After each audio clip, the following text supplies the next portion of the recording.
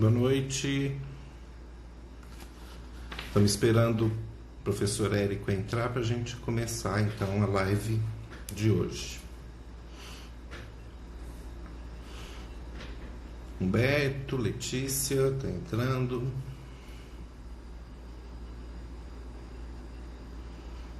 Cláudia, Patrick.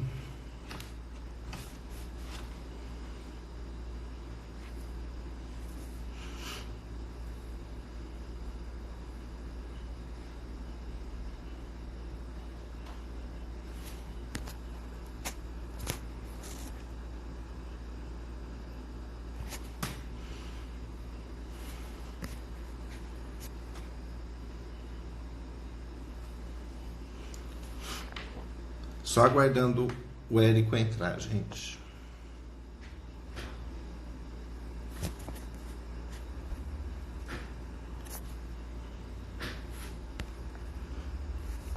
Aurélia, tudo bom, Aurélia?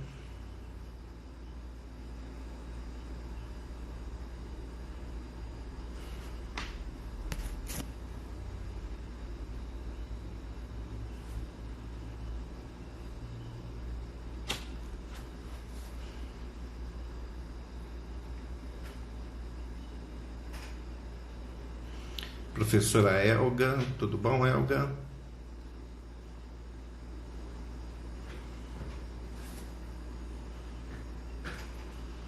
Bom, gente, para quem nunca viu, participou aqui das nossas lives do coletivo,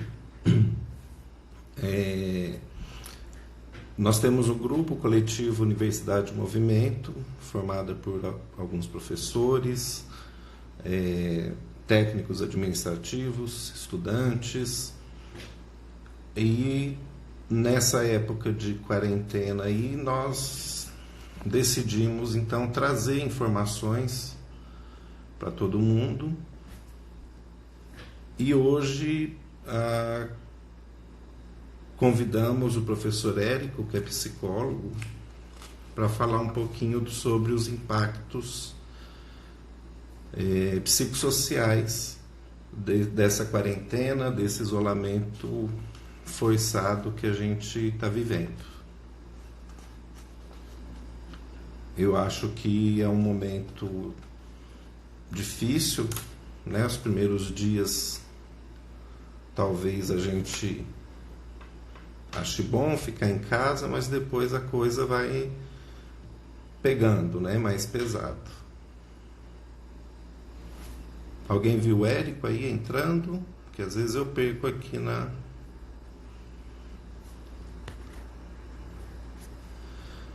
lembrando que a live aqui no Instagram, ela permite a gravação somente de 1 hora. Se o assunto se estender, então já deixo avisado que o Instagram derruba a transmissão, mas nós vamos, se tiver ainda no meio da conversa, nós vamos retornar. Então, se cair no meio da programação aí, vocês retornem, que a gente continua a conversa.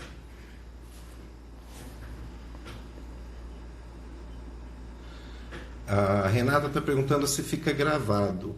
Não fica gravado, Renata, mas fica durante 24 horas só. Mas nós abrimos um canal no YouTube também, e aí eu deixo gravado lá, para quem quiser ver depois, quem não pôde no horário tá aqui, né? Então dá para ver depois no YouTube. Então geralmente no dia seguinte está lá no YouTube. Grazi entrou. Grazi, cadê teu marido, Grazi?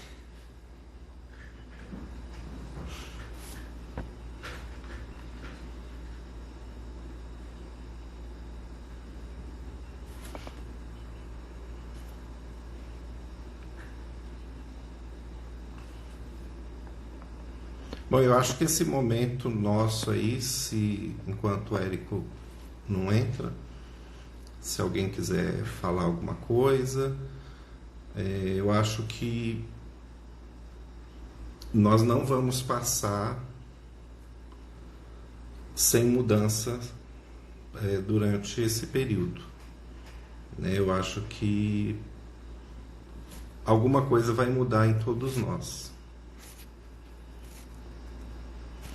Não sei dizer o que, né? Não dá para prever, mas eu acho que a humanidade, pelo menos na nossa geração, na era moderna, nós nunca passamos por isso. E aquele velho ditado, né? Tomara que a gente consiga usar toda essa dificuldade para mudar nosso olhar, mudar a maneira de ser. Então, já que o Érico acabou de entrar aí, mas eu vou fazer assim mesmo.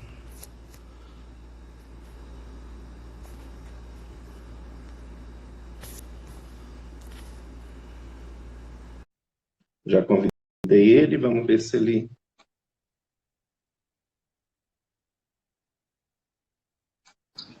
Está entrando aí. E aí, seu... Oi, Alexandre, tudo bem? Tudo bom? Não quer virar o celular? Você está deitado. Ah, tá. Você está me ouvindo bem? Estou ouvindo bem. Pessoal aí de casa está ouvindo bem? Está vendo? Está vendo e ouvindo bem. Eu tive alguns problemas tecnológicos aqui, que eu tentei acessar através do notebook, mas não deu certo. Aí eu vim para o celular. Pelo notebook não dá mesmo. Ele não tem a câmera aí, não permite. Pois é. Então vamos começar, né? Bom, você já começou, aliás, né? Não, só estava conversando com o pessoal chegando aí e estava começando a falar sobre o que virá depois, né? O que isso vai trazer para a gente de mudança. Já que é alguma coisa inédita, ninguém nunca passou por isso. Né? Ninguém vivo que esteja vivo passou por isso. Sim. E eu ia ler um trecho aqui de um livro que eu gosto muito, que eu acho que ilustra isso, que nós não vamos ser os mesmos. Eu acredito nisso. Não sei se para melhor ou para pior, mas não seremos os mesmos enquanto indivíduos e enquanto sociedade. Sim. Então, antes de falar, eu posso ler esse parágrafo do livro? Claro, fica à vontade, Alexandre. É o meu livro de cabeceira. Já li esse livro, principalmente esse trecho, para várias pessoas. Não sei se vai dar para ver. A Paixão Segundo GH. E aí, logo no início da Clarice Lispector, tem um parágrafo que eu gosto muito, que ela fala: perdi alguma coisa que me era essencial, e já não é mais. Não me é necessária, assim como se eu tivesse perdido uma terceira perna que até então me impossibilitava de andar, mas que fazia de mim um tripé estável.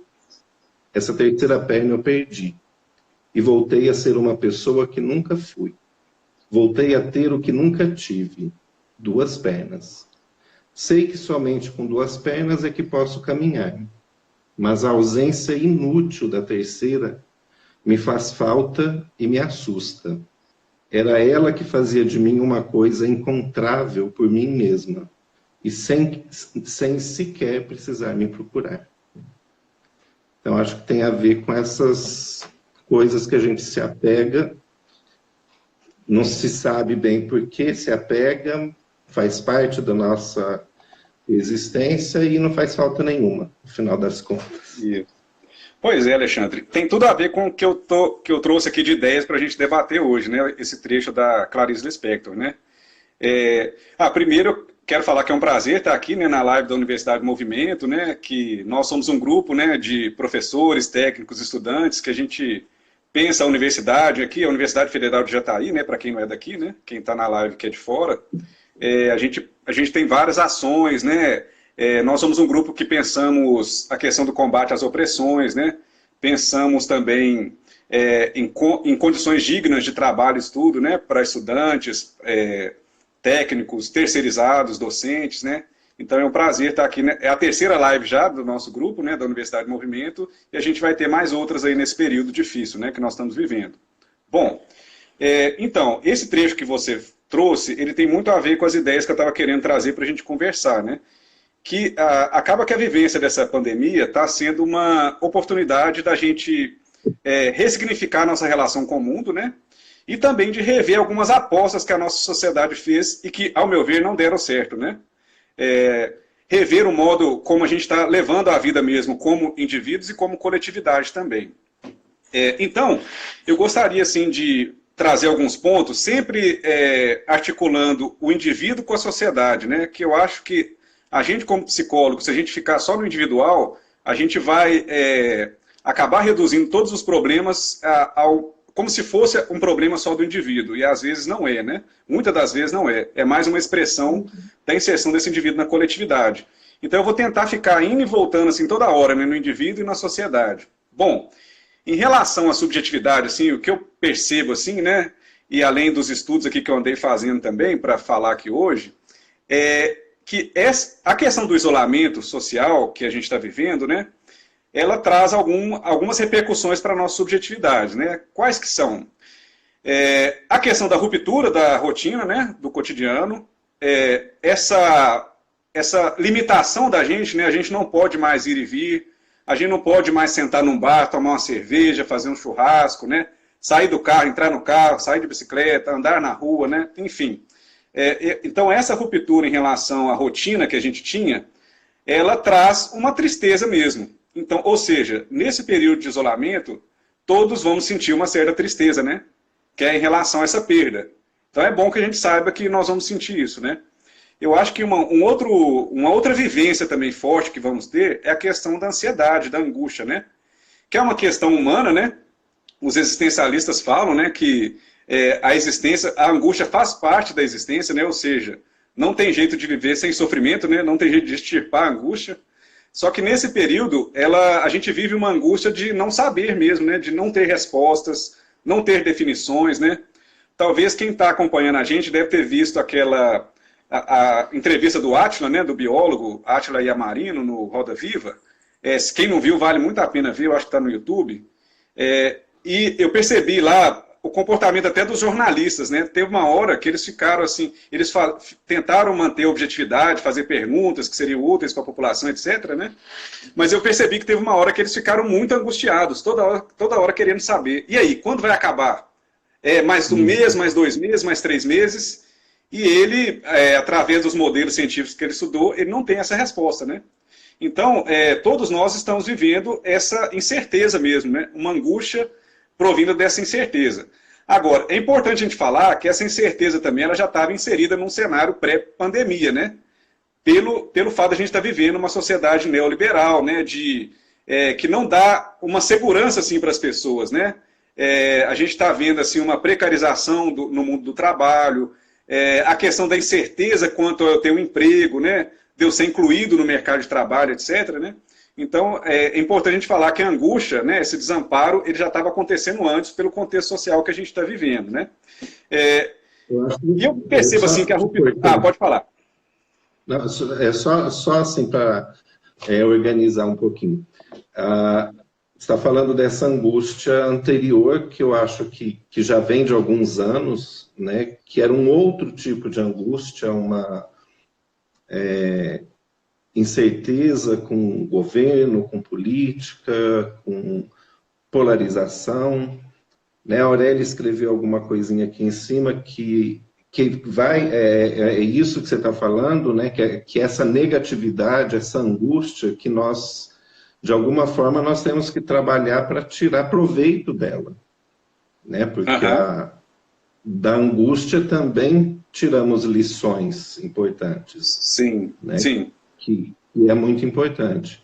E aí a gente, como você estava falando, a gente entra num outro cenário que ainda é politizado, que ainda é polarizado, mas que atinge a todos indistintamente.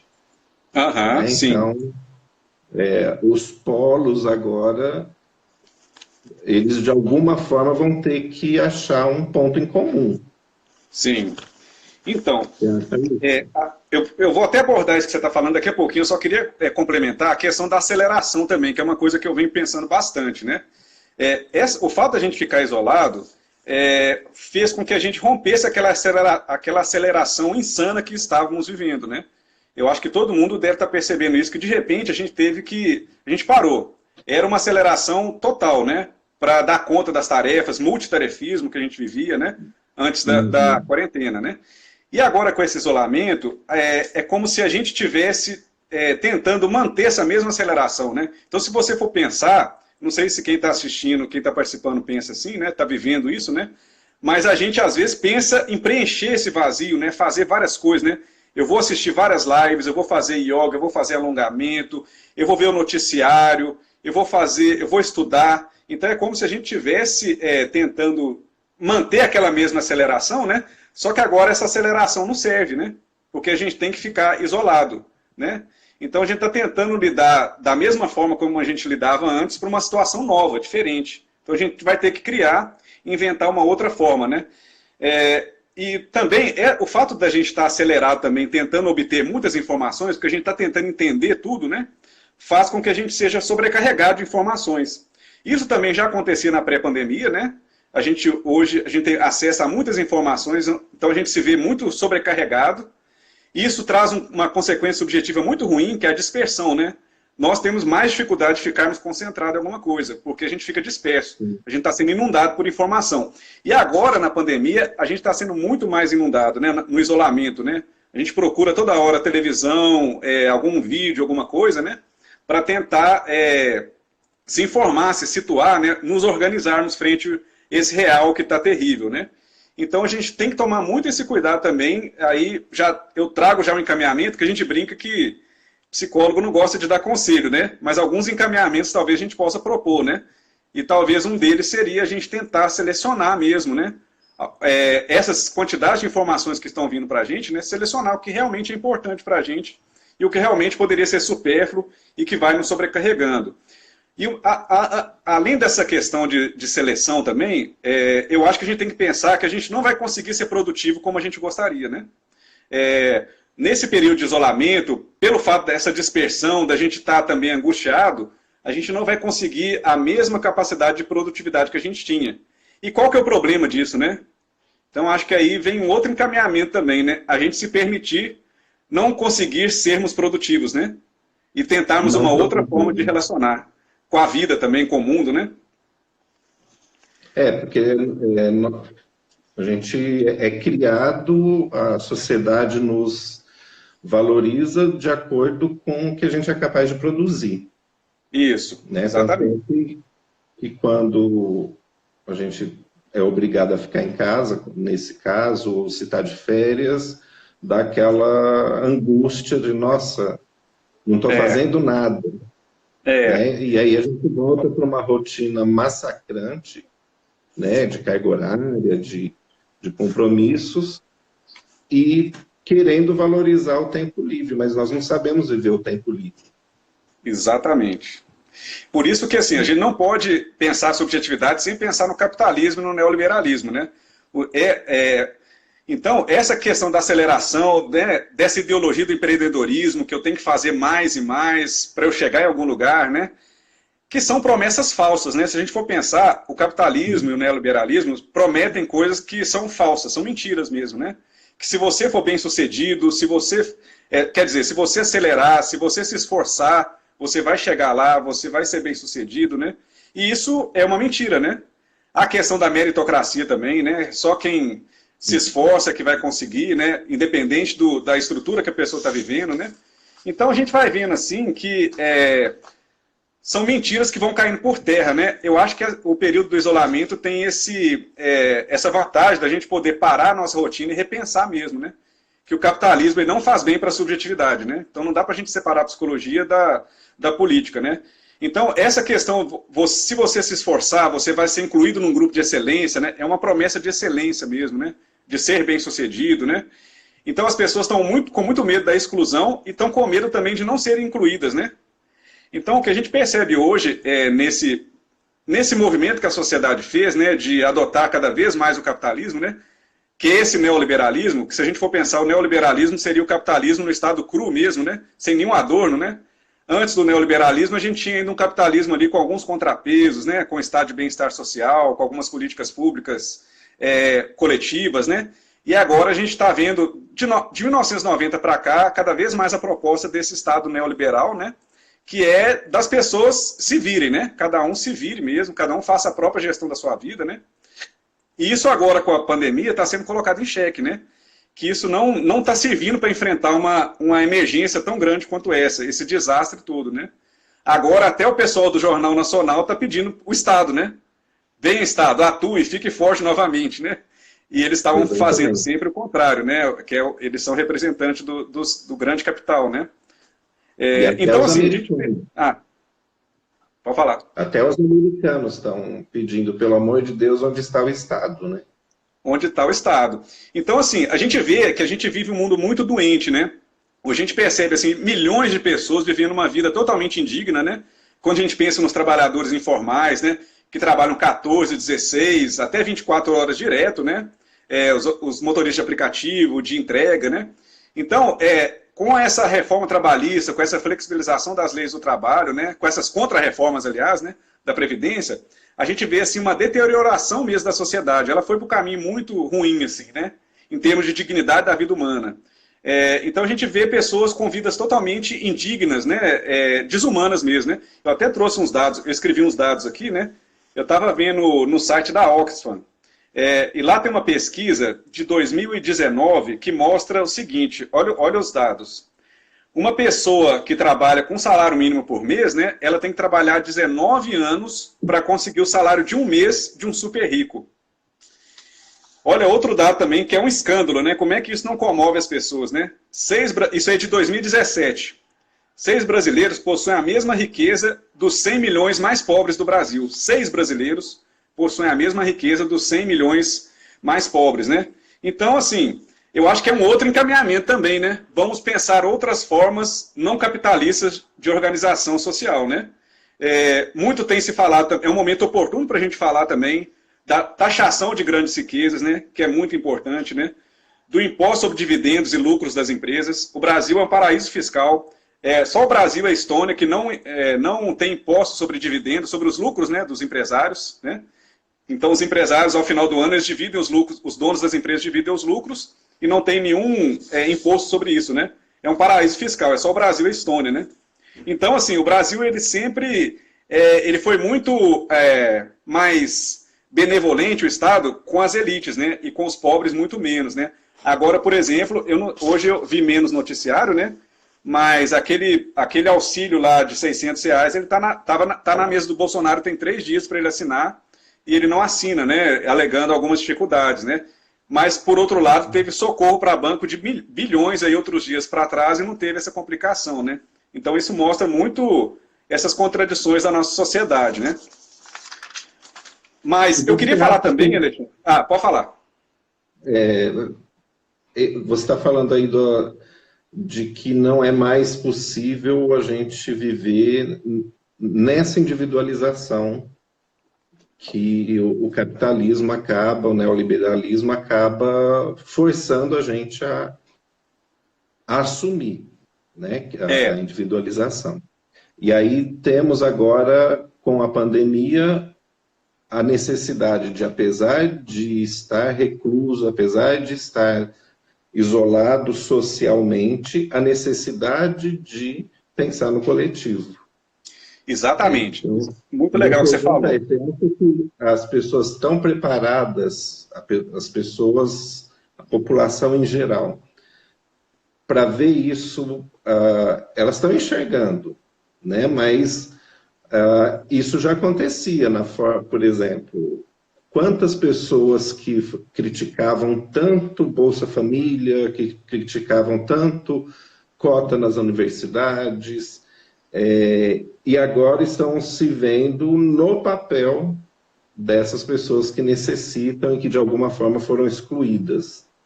Uhum. Você acha que vamos conseguir enxergar isso? Pois é, por isso que eu acho que a psicologia ela tem que estudar muito a questão do como que o capitalismo ele produz subjetividade, né? Que ele faz a cabeça das pessoas, né? Então o capitalismo, para as pessoas aceitarem esse modelo tão injusto e tão cruel e desumano, né, ele tem que fazer a cabeça. Então ele tem várias ideologias que as pessoas vão comprando, né, através da grande mídia, por exemplo, né, que é essa questão da meritocracia, né, do individualismo. Se você for pensar também, o Ocidente ele apostou numa individualização cada vez mais crescente, né? Isso aí a gente está falando de centenas de anos. Então agora nós temos que pensar solidariamente e coletivamente. Só que nós fomos preparados, nós como sociedade ocidental, tem 400 anos que a gente apostou no modelo de cada vez mais individualização, que se exacerbou ainda mais de 20, 30 anos para cá, né? Então agora, será que a gente está com ferramentas apropriadas para isso, sendo que a gente foi preparado para ter um pensamento individualista, né? E com o individualismo também a gente vê muito a instrumentalização do outro, né? O outro serve para mim como objeto, né? É a reificação, o outro como mercadoria, como objeto mesmo a ser explorado, né? Então agora muito... A sociedade ela tem que criar uma outra forma de pensar mesmo, né? De ser solidária, de pensar no coletivo. Isso é muito difícil porque a gente investiu foi em outra forma anteriormente, né? Então, essas políticas públicas mesmo, agora a gente está vendo o discurso da ciência ressurgir, né? Aí esse é um outro encaminhamento que a gente pode fazer da nossa conversa aqui, né? Defender a ciência, defender o SUS, defender a universidade, né? Eu estava até comentando com meus alunos ano passado, né? Pós-vitória do Bolsonaro, que a gente como professor estava sendo visto como inimigo da nação, né? Há pouco tempo atrás, o professor universitário, o pesquisador, o cientista, ele era visto como inimigo mesmo, né? E isso é uma coisa muito estranha, né? Então agora as pessoas estão tendo que revalorizar novamente a ciência, que é a ciência que tem as respostas, né? Para a gente sair dessa situação. Valorizar a arte também, que estava muito em descrédito também, né? Porque como é que você vai passar vários períodos de isolamento sem a arte, né? Sem uma música, sem um filme, sem uma série, sem um livro, né? É quase que impossível mesmo. Então a gente está...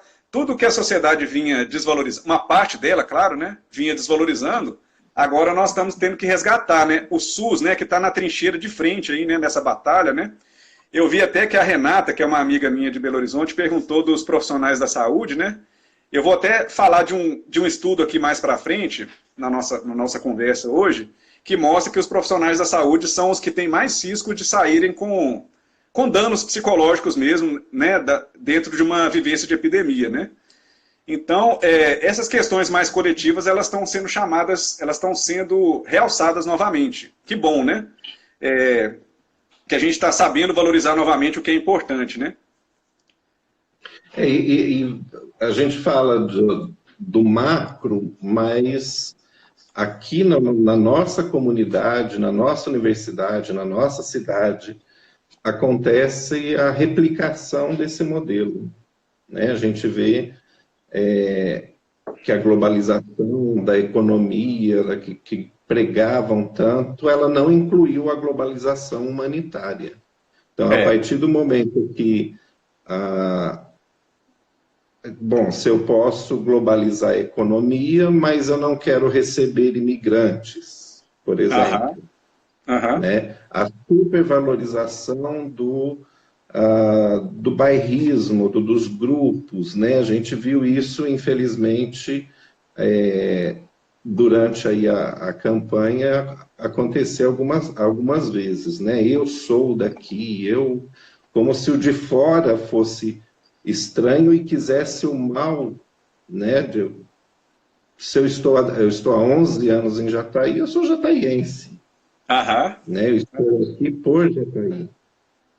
Né? Então, nós vemos isso reproduzido em pequena escala, né? E isso, de alguma forma, inserindo nas famílias, nos pequenos grupos, e que acaba realmente dividindo. Eu sou isso, você é aquilo, e o outro é aquilo, o outro, e cada grupo não se conversa de forma amena. Uma coisinha, você estava falando da arte, eu lembrei de uma frase do Fernando Pessoa, que acho que também vem bastante a calhar, que é: a arte é uma confissão de que a vida não basta. Né? Então, é exatamente isso. Quando a angústia, os sentimentos que a vida traz, elas acabam se refletindo ou escoando na forma de arte. Isso é muito Isso. importante. Sim. Porque às vezes o real ele é muito duro, né? Muito cruel, né? Se a gente não tiver alguma forma da gente expressar, da gente imaginar outros cenários, né? Talvez a gente enlouqueceria mesmo. Acho que essa que é a importância da arte. Agora, isso que você está falando, né? Que aconteceu localmente aqui, que acontece também nacionalmente, né? É o fenômeno do neofascismo mesmo, né? Dessa dificuldade de lidar com o diferente, com a diversidade, né? Um certo pensamento anti-intelectual, né? A questão também da falsificação da realidade, né? Dessas fake news que a gente está vivendo, né? Então a gente está vivendo um período assim muito complicado nesse sentido, né? Eu até quero trazer aqui também um estudo que eu achei super interessante, que uma amiga minha de Rio Verde, não sei se ela está aqui, a Natália Borges, me mandou. É um estudo que é do King's College de Londres. E esse estudo foi o seguinte: ele foi recém-publicado, ele está fresquinho, foi publicado agora no meio de março, é um artigo, né?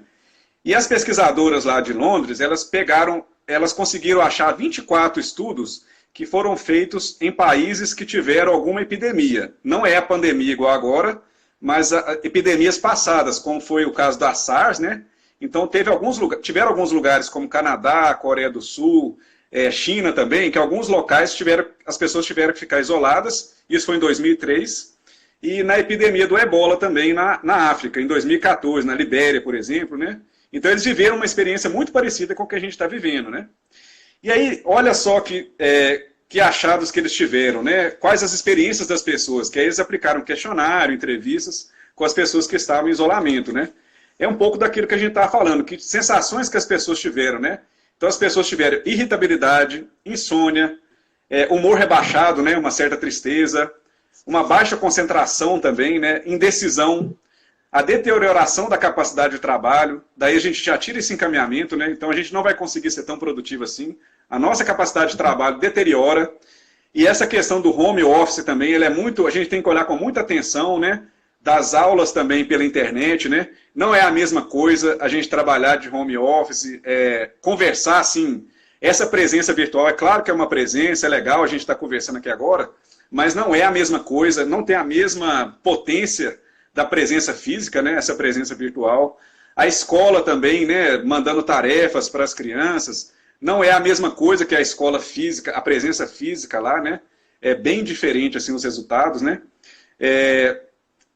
Então, essa perda da rotina também, eles vão falando lá que as pessoas isoladas tiveram muita vivência de muita frustração, tédio, a sensação de isolamento, né, a perda da rotina. E uma coisa que eu queria chamar a atenção, um achado que é científico mesmo, né? Que é essa questão da falta de clareza das autoridades causou muito estresse para as pessoas. Aí eu quero chegar numa questão política que você estava falando, né, Alexandre? Que o fato da gente ter um presidente que está descoordenado com relação aos governadores, a gente não pode subestimar esse fato como um aspecto que está trazendo prejuízos emocionais para todos. Está trazendo os danos psicológicos. Tem um presidente igual a gente tem, né? Que representa também toda uma política, não é só ele, né? Ele representa toda uma política da destruição, do ódio, né? Da violência mesmo, né? Da mentira, né? Ele mente o tempo todo, né? E isso, nessas pessoas que foram entrevistadas nesses outros países, o fato de ter líderes assim lá também, que não deram informações claras, né? Que estavam descoordenados, né? Isso causou muito estresse. Aí eu já trago um outro encaminhamento para a gente também. Uma coisa importante, uma ação importante para a gente, agora durante a pandemia e após, é tirar o Bolsonaro. É um encaminhamento super importante. E é um encaminhamento importante para a saúde mental. Aí nós estamos falando agora como psicólogos, né? A gente ter alguém no poder assim, que age dessa forma criminosa, né, perversa, porque ele não é louco, ele é criminoso e perverso, né? Levando destruição e mentira para as pessoas. Isso está trazendo prejuízos emocionais, né? Aí eu cito um artigo que vale muito a pena vocês lerem, que é da jornalista Eliane Brum. Ela é muito bacana, assim. Vocês colocarem no Google, vocês vão achar facilmente, quem não leu ainda. Chama Doente de Brasil. Aí ela vai falar lá que o fato das pessoas estarem vivendo... O fato da gente estar vivendo esse governo Bolsonaro, né? Que é tipo uma quebra do pacto civilizatório mesmo, né? Dessa onda desse discurso violento e de ódio. isso está causando muito adoecimento, né? Então ela fala de vários psicólogos e médicos que ela conversou, que dizem que as pessoas estão tendo assim desmaios. Isso aí era no ano passado, né? É interessante falar que esse artigo é de agosto de 2019, mas serve muito para agora, né? Então as pessoas estavam chegando às vezes no consultório tendo desmaios, esgotamentos, etc, né? E aí ela associou muito com essa questão da gente estar tendo esse governo de morte, de destruição, né? Ela até lança a pergunta provocativa no artigo dela, né? Quantas horas você consegue ficar sem pensar no Bolsonaro, sem pensar em alguma bestialidade dele, né? Alguma coisa assim brutal que ele falou, né? Então, se você não consegue ficar nem um dia sequer sem pensar nele, é sinal que a gente está vivendo um estado autoritário, né? Porque você pensa nessa figura dominadora o tempo inteiro, né? Então, ela vai falar que nesse artigo aí que eu achei super interessante, é que a gente não está vivendo, não é bem o mal-estar. Tem hora que a gente vive o horror mesmo de ver o pacto civilizatório quebrado, né? Que essa questão... É uma intoxicação, né? Isso, Estamos intoxicados. E o fato também da gente tá sentindo meio que refém, porque a gente não está vendo ninguém barrar ele, né? Agora que teve o encaminhamento de uma queixa-crime, está tendo um processo de tentar afastá-lo por 180 dias, né? Mas o fato da gente vê-lo fazendo essas crueldades, essas mentiras criminosas, e não ver ninguém fazendo nada, né? Nenhuma instituição barrando, né? Isso talvez é que produz mais adoecimento ainda, né? Vendo ele sair livremente sobre isso, né? Então, assim, eu acho que, para a questão da saúde mental, a retirada do Bolsonaro ela é muito importante, né? O ideal seria a renúncia dos dois, né? Porque vai vir também o vice que elogiou a ditadura militar ontem, né? Falando que livrou o Brasil do comunismo, etc, né? Então, o ideal mesmo seria a renúncia dos dois e a convocação de eleições diretas, né? Mas, enfim, antes do ideal, retirar o Bolsonaro é muito importante para a nossa saúde mental, né? Para ele parar de administrar o horror todos os dias para os brasileiros, né? Mas eu quero falar... pode falar. A Jéssica está falando sobre os profissionais da saúde e assistência social, o Kendall está falando dos professores, que eu acho também que é a oportunidade de a população enxergar a importância do ser humano enquanto o fazedor do mundo. Né? Então, que o professor é um ser humano, que o professor... então, eu acompanho o Kendall aqui ele fica o dia inteiro, ele trabalha mais do que ele estivesse trabalhando lá na escola, né? E todos nós estamos tentando nos encaixar nisso. E isso leva a, creio eu, né, tomara que sim, a voltar a valorizar o humano, por trás das cifras, por trás da produção, por trás de tanta coisa que a gente hipervaloriza.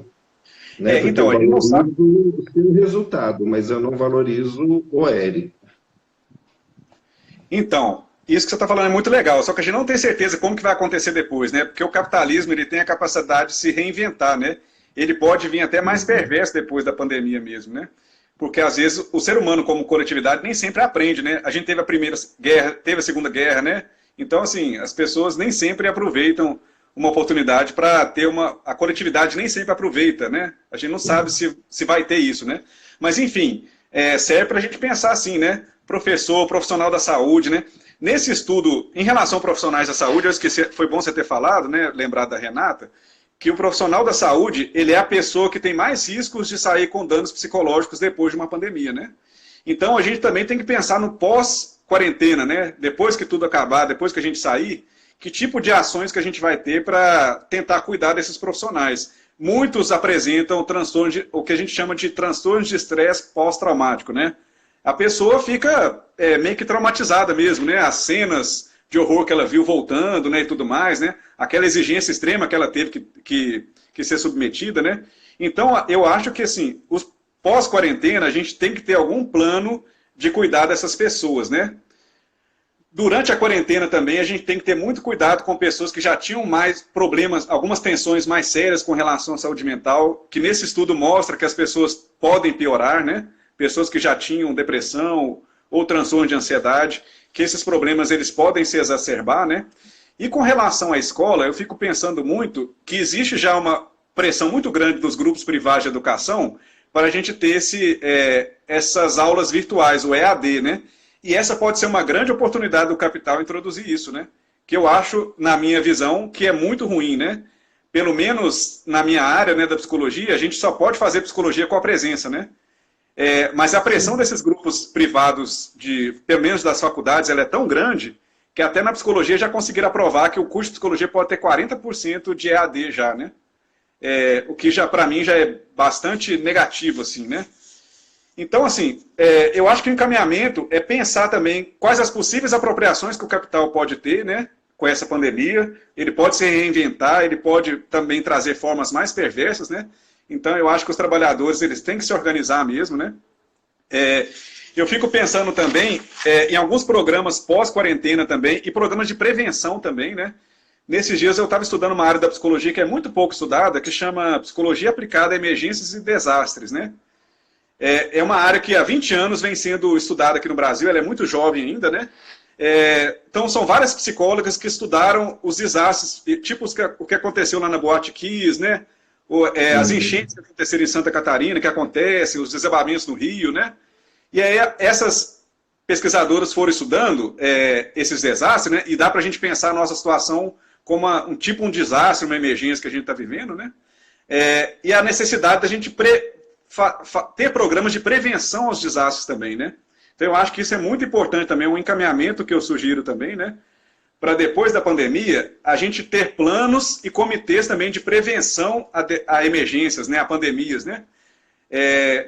Que, embasado na ciência também, né, o pesquisador lá, o Átila, ele falou na segunda-feira no Roda Viva que pode ter de novo, né? Essa epidemia ela pode voltar daqui um ano e meio, ou pode ter uma outra pior, né? Então a gente tem também que, como sociedade, se organizar para a gente não ser pego desprevenido novamente, né? Para a gente estar mais preparado. Eu acho que isso pode ser feito em nível municipal, estadual, né? Em nível federal, as universidades também podem organizar, né? Comitês e planos de prevenção a desastres e emergências, né, oriundos de pandemias, né? E além disso, eu acho que é importante organizar, nesse momento e no pós-pandemia, a discussão, trazer as pessoas para discutir exatamente esse modelo de vida, de governo que nós temos.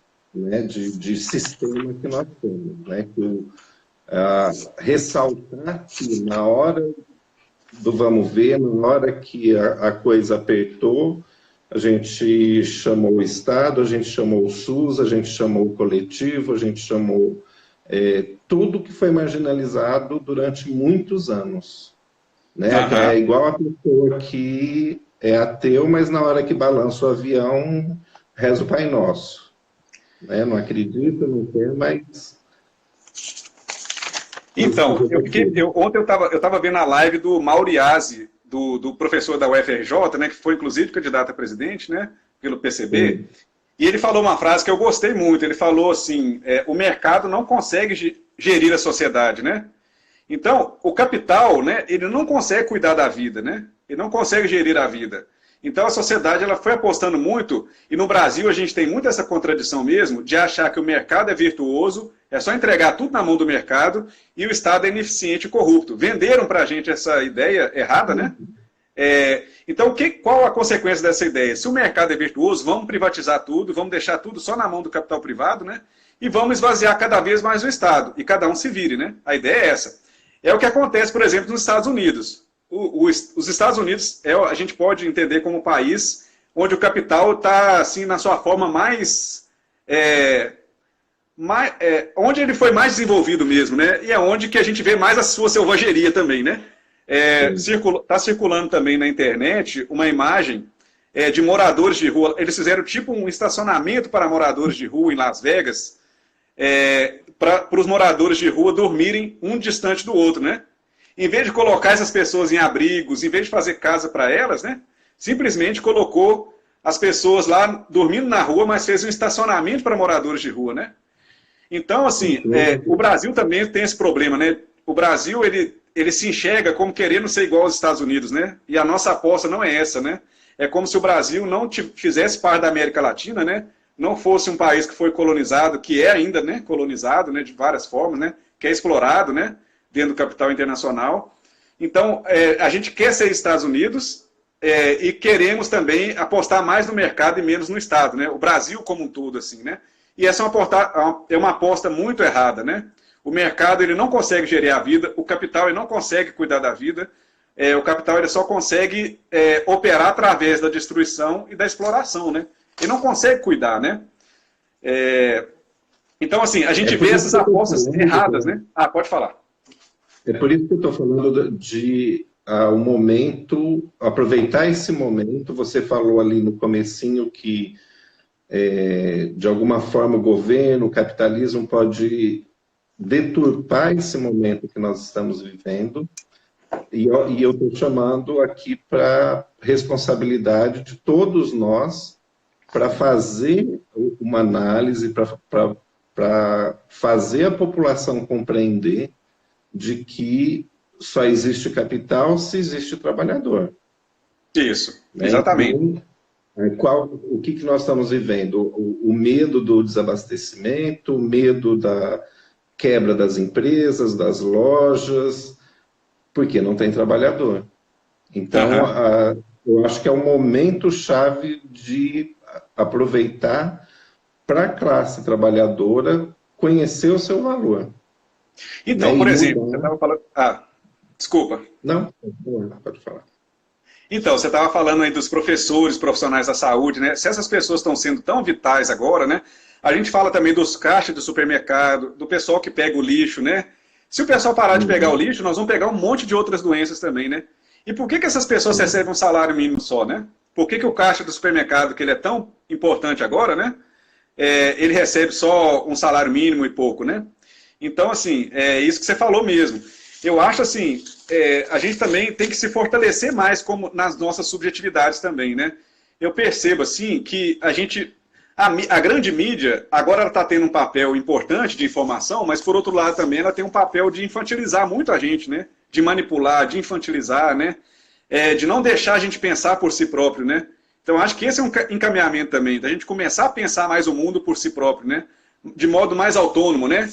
E de ver que é isso, né? Tá na pele, a gente está vivendo na pele agora, né? Então, a gente acreditar menos nessas ideias, nessas ideologias do empreendedorismo, né?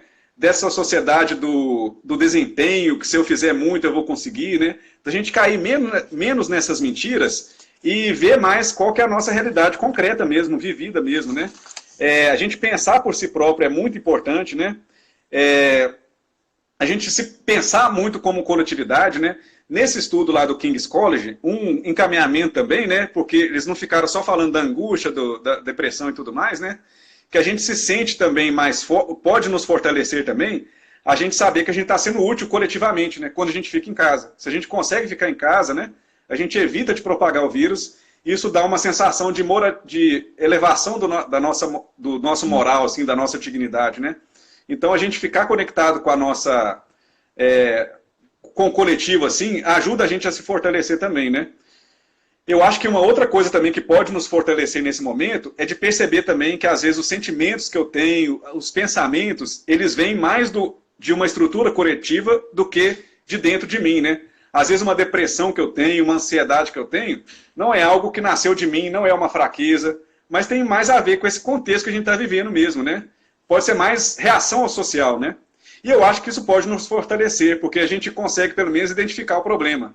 Quando a gente consegue identificar, eu acho que é meio caminho andado, sabe? Tomara. A esperança é essa, né? Que tudo isso sirva para algo mais. O pessoal fez umas perguntas aqui, às vezes eu perco porque vai passando. Quem não foi respondido pergunta, se puder fazer de novo. Nós temos 10 minutos, tá, para encerrar. Então, aí outra contradição brasileira também, que eu acho que fica mais evidente agora, né? Na pandemia, eu acho que é um espelho, assim, que a gente vê mais a gente como Brasil também, né? Que é o ódio aos pobres, né? É um certo sentimento que foi cultivado também na sociedade, de que os pobres são inadequados, né? Que eles são culpados pela sua situação, né? E aí a gente viu naquelas carreatas lá das pessoas, dos empresários, né, das pessoas com seus carrões, pedindo para as pessoas voltarem a trabalhar, né? Inclusive algumas até com a orientação assim, não saiam dos seus carros e vão só de dois em dois, né? Não tentem tentem se preservar e tudo mais, e chamando os trabalhadores para trabalhar novamente, né? Então a gente vê assim que é um desprezo mesmo, né? É um desprezo o Brasil, ele tem esse ódio secular aos pobres, né? Porque foi o último país a abandonar a escravidão. E esse ódio aos pobres, ele é atualizado todo dia, né?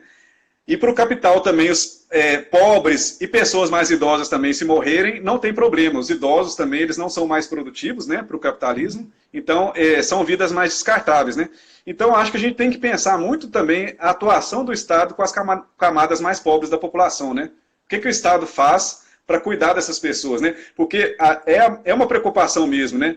As pessoas que têm trabalhos informais, elas não podem voltar, elas têm que ficar em casa, né? Mas como é que elas vão ficar em casa se elas não conseguem o dinheiro para se alimentar? Então é nessa hora que o Estado tem que entrar. O Estado tem que pegar as reservas lá e financiar essas pessoas, né? Dar algum salário para elas poderem ficar em casa. Porque se elas puderem ficar em casa, é claro que elas vão ficar, né?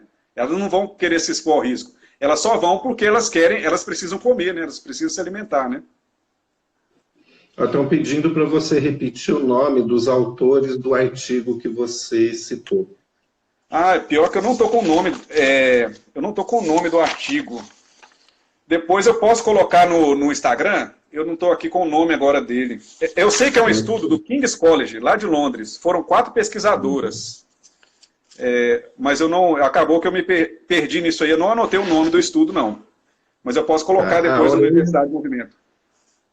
A Aurélia resumiu bem aqui numa palavra tudo que a gente está passando, que é ressignificação.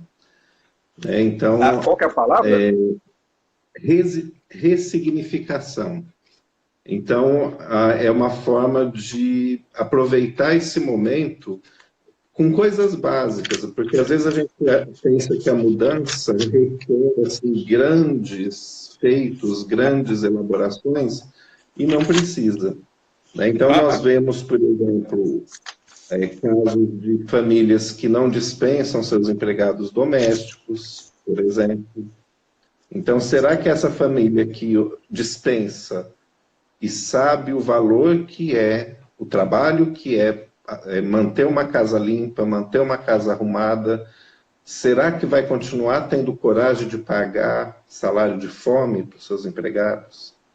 Os empresários que têm tantos empregados, na falta deles, será que na volta isso não vai, de alguma forma, sensibilizar eles?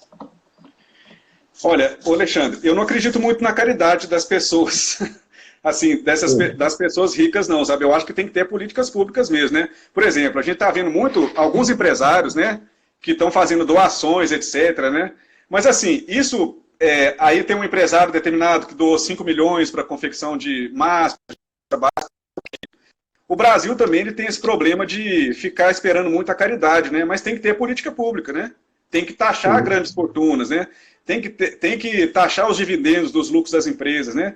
Porque senão a elite ela não vai querer assim, a gente não pode esperar a caridade dela, porque senão hoje ele está bem-humorado, ele está com compaixão, está com dó da humanidade, ele vai querer doar. Amanhã ele não vai mais, né? Então, assim, essa questão do... A gente tem que pensar né? nas públicas.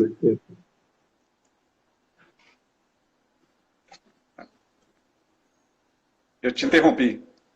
Não, eu estou só reforçando o que você falou, que ele está doando 5 milhões hoje, mas amanhã ele vai querer recuperar.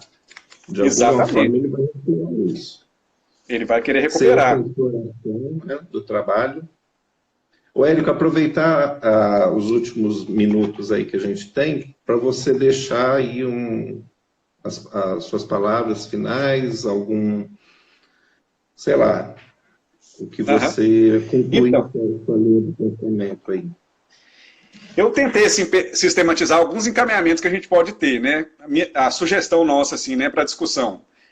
Então, eu vou do macro para o micro, né? Do social depois para a subjetividade, né? Então, eu acho que é urgente tirar o presidente da República, combater o fascismo, né? defender a ciência, a universidade, o SUS, a atuação do Estado com as camadas mais pobres, né? Pensar em outras formas não capitalistas também de organização social é possível, né? A gente não precisa achar que é só essa forma, a gente está fadado a viver só essa forma mesmo, né? Para o micro também, eu sugiro da gente se permitir não ser tão produtivo, porque a gente não vai conseguir ser. Isso é embasado cientificamente, né? Essas pessoas, outras que ficaram em quarentena de outras epidemias, tiveram a capacidade de trabalho delas diminuída, né? Porque a gente está tendo que administrar várias informações e várias angústias aí, né? A gente não consegue, né? Eu sugiro também a gente tentar selecionar a quantidade de informações que são despejadas para a gente, né? Tentar selecionar de acordo com as reais necessidades da gente, né? Então, assim, a gente pensar também em prevenção, né, de desastres, epidemias, pensar nessa pós-quarentena, quais são os grupos que estarão mais fragilizados, né? As pessoas que tiveram muitas perdas financeiras, né? Como que a gente pode, como é que o Estado pode ajudar, né? A universidade, os setores, enfim, né? Eu acho também que a gente tem que tentar não se perceber mais só como consumidores, né? Toda essa individualização que teve do capitalismo fez com que a gente se identificasse só como consumidores. E nós somos cidadãos políticos, né? E a gente sair da passividade mesmo, né? Porque senão a gente vai trabalhar só para consumir, e quem trabalha só para sobreviver, eu vi uma citação que agora eu não sei onde, se você trabalha só para comer, você está na mesma condição de um escravo, né? Então, se a gente trabalha só para consumir, a gente está muito próximo da vivência de um escravo. E eu acho também que é uma outra dica que eu tenho também, eu estava relendo aquele texto, tem um texto do Freud, que é de 1908, que ele responde uma carta do Einstein. O Einstein faz a seguinte pergunta para ele: ô Freud, por que existe guerra? Aí ele vai explicar lá várias coisas, né? Quem quiser ler é muito interessante, mas tem uma frase dele que me marcou muito. Ele fala o seguinte: olha, talvez a gente não consiga evitar que novas guerras aconteçam, mas aí ele tem uma frase que é muito bonita, ele fala assim: tudo que favorece a cultura combate a guerra e a destruição. Então, como a gente está vivendo um período de destruição, né, tudo que puder favorecer a cultura é um bom antídoto para esse período de destruição. E o que é cultura aí? Né? A gente pode englobar a arte, a educação, a ciência, né? Então, todas essas ferramentas, elas são bons antídotos para combater a destruição que a gente está vivendo, né? Sim, sem dúvida. Que bom, tomara que a gente consiga sair disso com um novo comportamento individual e social, sem dúvida nenhuma. Alguém perguntou sobre a próxima live, provavelmente domingo, a gente vai tentar fazer uma domingo, uma quarta-feira, com temas variados. Aproveitando rapidinho aí os últimos minutos, nós falamos hoje do efeito social, né? E pretendemos fazer, apesar de ser minha cara que está aparecendo aqui toda a live, na próxima não vai ter minha cara, mas isso é um conjunto, gente, não é iniciativa minha, o coletivo está pensando junto. Na próxima live nós vamos tentar trazer a crise que nós estamos vivendo na nossa universidade, com os problemas dos alunos que são de fora, os bolsistas, o que eles têm a dizer sobre isso aí, que também é um reflexo do nosso grande, né, do social e do que a gente tem visto no país inteiro. Isso. Tá, então... É muito importante a discussão dos estudantes, né, porque eles estão...